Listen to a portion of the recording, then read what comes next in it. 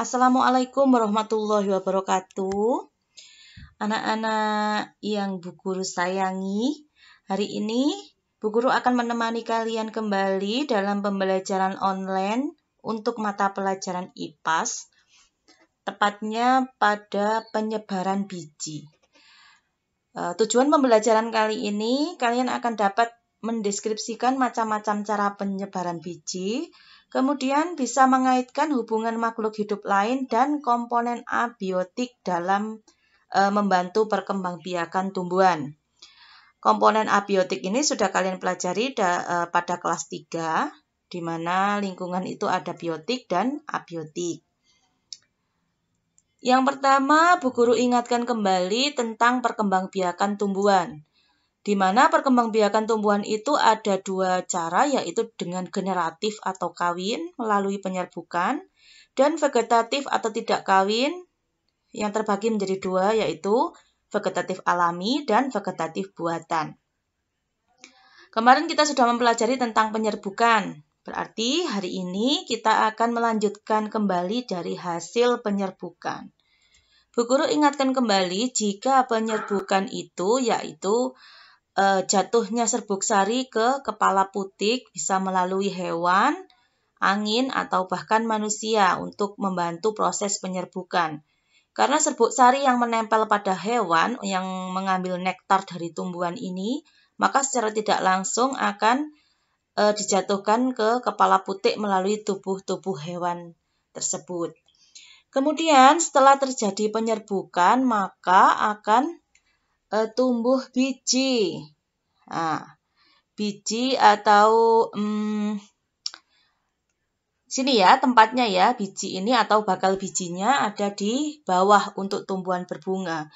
Kemudian jika untuk pohon yang menyimpan cadangan makanan itu juga ada bijinya dalamnya. Kali ini kita akan membahas satu persatu bagaimana cara tumbuhan dapat menyebarkan bijinya. Padahal tumbuhan tidak bisa berpindah tempat. Kenapa kok bisa bijinya bisa menyebar? Nah, tumbuhan itu perlu menyebarkan bijinya. Jika tidak disebar, maka tumbuhan baru yang tumbuh di dekat induk itu tidak akan tumbuh dengan subur. Misalnya ini. Di sini ada tumbuhan yang berbunga dan tumbuhan yang berbuah.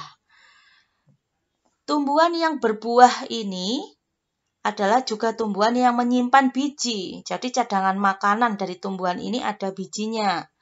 Kemudian tumbuhan yang berbunga ini di dalamnya juga menyimpan biji. Nah, biji-biji ini jika tidak disebar, tumbuhan baru yang tumbuh pada dekat tanaman induknya ini tidak bisa tumbuh dengan subur. Misalnya, itu ada tumbuhan baru. Misalnya biji ini jatuh ke bawah. Jatuh ke bawah ini juga misalnya jatuh ya, kemudian tumbuh lagi tumbuhan baru di sini. Itu tidak akan tumbuh subur. Kenapa? Yang pertama, karena tumbuhan tidak dapat menangkap sinar matahari ini secara langsung karena terhalang oleh tumbuhan yang lebih besar atau induk yang lebih besar. Jadi, mataharinya itu sulit didapat oleh tumbuhan baru karena tertutupi induknya. Kemudian yang kedua itu persaingan dalam mendapatkan air atau nutrisi dari tanah. Air lebih diserap oleh akar tumbuhan yang besar daripada akar tumbuhan yang kecil. Jadi persaingan untuk mendapatkan air dan nutrisi juga akan kalah.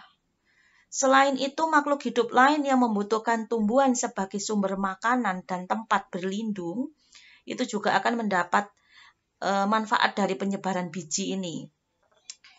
Jadi kalau ada di sini berarti biji yang tumbuh di sini tidak akan subur, tapi jika disebarkan keluar maka bijinya itu akan tumbuh menjadi tanaman yang lebih subur.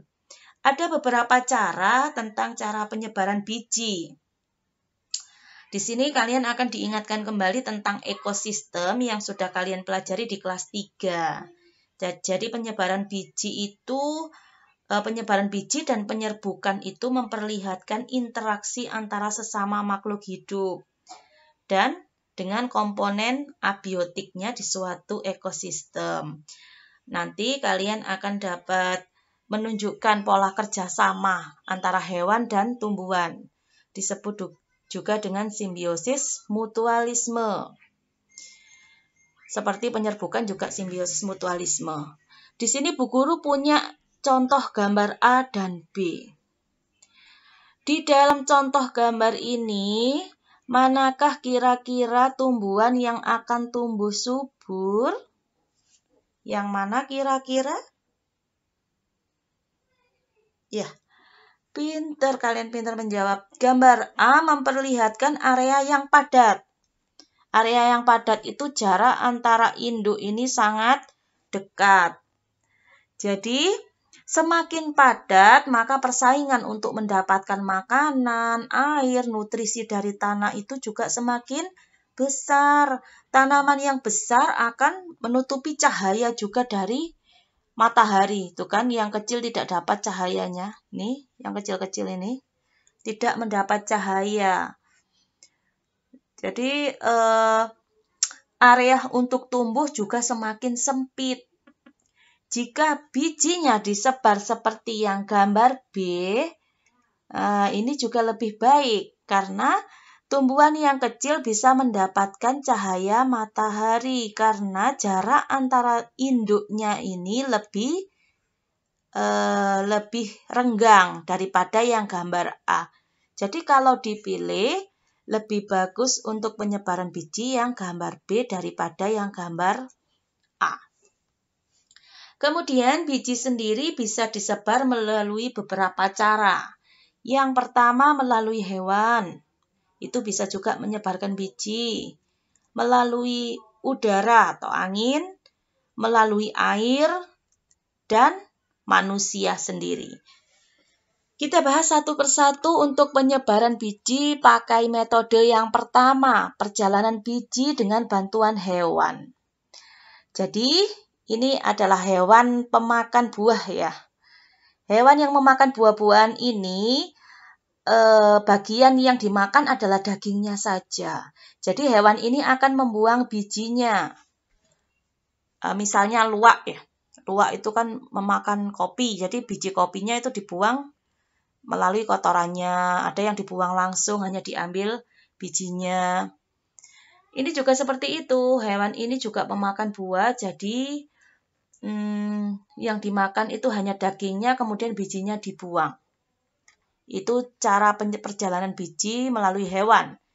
Yang kedua, metode yang kedua tetap dengan hewan, yaitu misalnya biji-biji yang berjarum kecil dan mudah menempel di bulu kelinci. Kelinci ini kan hewan yang suka masuk ke semak-semak. Saat kelinci berlompat dan berlari, biji yang ada di hewan tanaman berduri ini, misalnya rumput teki misalnya, itu biji-bijinya itu akan menempel di bulu-bulu dari kelinci. Bukan hanya kelinci saja yang dapat menyebarkan biji untuk rumput jarum, bisa juga kucing, pokoknya hewan berbulu ya, anjing itu bisa menyebarkan. Kemudian contoh yang ketiga, cara yang ketiga penyebaran dengan bantuan hewan yaitu gajah. Gajah itu hewan pemakan tumbuhan dan juga buah. Jadi kemungkinan besar itu makannya banyak sekali. Biji yang dimakan bersamaan dengan buah itu akan bersamaan keluarnya dengan kotorannya. Jadi saat itu misalnya gajah sudah berada di tempat yang lain dan biji tersebar dari induknya, berarti nanti kotorannya ini akan masuk ke akan keluar dari tubuh gajah. Jadi bijinya itu lewat buah, jadi lewat cadangan makanan dari tumbuhan, dimakan oleh gajah, akhirnya dikeluarkan kembali oleh gajah tersebut. Selain gajah, ini lewat kotoran ya, kalau lewat kotoran yang lainnya seperti Bu Guru contohkan itu ada luwak. Luwak itu memakan kopi, yang diambil juga daging kopinya dan biji kopinya dibuang bersamaan kotorannya. Selain gajah sebagai hewan pemakan buah yang suka bergerak dan berpindah-pindah tempat, jadi misalnya makan buah di daerah A, kemudian gajah itu pindah ke hutan satunya lagi, maka bijinya juga akan pindah ke hutan satunya, karena gajahnya beraknya atau mengeluarkan kotoran di hutan satunya. Selain itu, hewan yang bergerak juga dalam proses perjalanan biji itu adalah burung. Burung ini juga bergerak, misalnya dia sudah mengambil nektar dari tumbuhan ya, ini hewan penghisap madu misalnya, burung penghisap madu selain mengambil nektar, bijinya itu kemudian nempel di paruhnya, setelah itu dia terbang ke sana kemari, akhirnya bijinya jatuh ke daerah tertentu. Itu cara penyebaran biji yang ketiga dengan bantuan hewan. Cara yang keempat yaitu dengan bantuan angin, yaitu bunga dandelion atau bunga yang seperti ini yang kalian temui di ladang atau di padang rumput. Biasanya kalau ditiup, baik terkena angin atau kamu tiup secara langsung, itu biji-bijinya itu akan terbang karena sangat ringan. Yang berwarna hitam-hitam kecil itu adalah biji dari dandelion. Biji-biji ini akan tertiup terbawa dengan angin dan jatuh di tempat yang lain. Karena tanaman ini bijinya sangat ringan, halus, dan mudah lepas. Cara yang terakhir adalah dengan bantuan air. Tumbuhan yang hidup di daerah pantai, misalnya kelapa, nah itu ya, kelapa jatuh ke air, kemudian kelapanya tadi hanyut dan kemudian setelah hanyut tiba di pulau lain, akhirnya buah kelapa tadi yang terbawa arus laut terdapat di tempat yang lain dan setelah mengambang kemudian tiba di pantai yang satunya lagi maka akan tumbuh kelapa juga di situ. Itu cara penyebaran biji. Kemudian Bu Guru tadi kan ada gambarnya manusia. Iya. Cara penyebaran biji yang memanfaatkan manusia juga sama seperti hewan saat misalnya kamu memakan semangka. Semangka itu adalah cadangan makanan sebenarnya ya, yang sudah tidak dibutuhkan oleh tumbuhan akhirnya menjadi cadangan makanan. Semangka itu merupakan buah yang dibutuhkan oleh manusia, jadi dimakan, setelah dimakan bijinya dibuang. Misalnya semangka itu tumbuh di daerah A, kemudian kamu beli. Setelah dibeli, kamu pindah ke daerah D. Secara tidak sengaja, setelah kamu makan semangka, bijinya itu kamu buang di daerah D. Nah, biji itu tumbuh di daerah D, jadi bisa berpindah ke daerah D, dari daerah A ke daerah D. Itu adalah cara penyebaran biji. Meskipun tumbuhan tidak bisa bergerak, tapi tumbuhan bisa tumbuh di mana saja. Itu materi singkat hari ini anak-anak. Yuk kita mengulang kembali refleksinya. Jadi, kenapa tumbuhan perlu menyebarkan bijinya? Ya, tumbuhan perlu menyebarkan bijinya agar bisa tumbuh di lingkungan yang baik, tidak mengalami persaingan dari induk, dan mendapatkan akses cahaya matahari. Kemudian manfaat makhluk hidup dengan adanya penyebaran biji ini, sumber makanan untuk hewan tersebut banyak ditemui di tempat lain. Jadi hewan-hewan juga bisa menggunakan tumbuhan untuk tempat berlindung.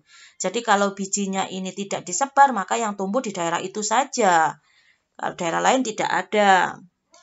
Manusia juga mendapatkan udara segar. Jadi semakin banyak biji yang tersebar, semakin banyak oksigen yang ada di bumi ini. Kemudian tadi yang dapat membantu tumbuhan menyebarkan biji yaitu yang pertama hewan, angin, ya, air. Kemudian tumbuhan itu sendiri juga bisa dengan pecahnya kulit atau biji, kemudian jatuh sendiri ke bawahnya, dan dengan bantuan manusia. Setelah mempelajari penyerbukan dan penyebaran biji, menurutmu apa yang dibutuhkan tumbuhan dari manusia? Kira-kira apa ya? Ya, tumbuhan itu perlu perawatan dan penjagaan yang teratur oleh manusia. Jadi selain manusia bisa membantu penyebaran biji dan penyerbukan dengan teratur merawat, teratur menjaga, maka manusia juga memperpanjang kehidupan tumbuhan, juga menambah oksigen yang ada di bumi. Itu adalah refleksi singkat hari ini, anak-anak. Kita lanjut lagi karena proses generatifnya sudah selesai. Untuk pertemuan selanjutnya kita akan lanjut kepada perkembangbiakan secara vegetatif. Silakan dikerjakan tugasnya dari Bapak Ibu guru baik melalui classroom atau WA group. Selamat belajar, selamat beraktivitas. Assalamualaikum warahmatullahi wabarakatuh.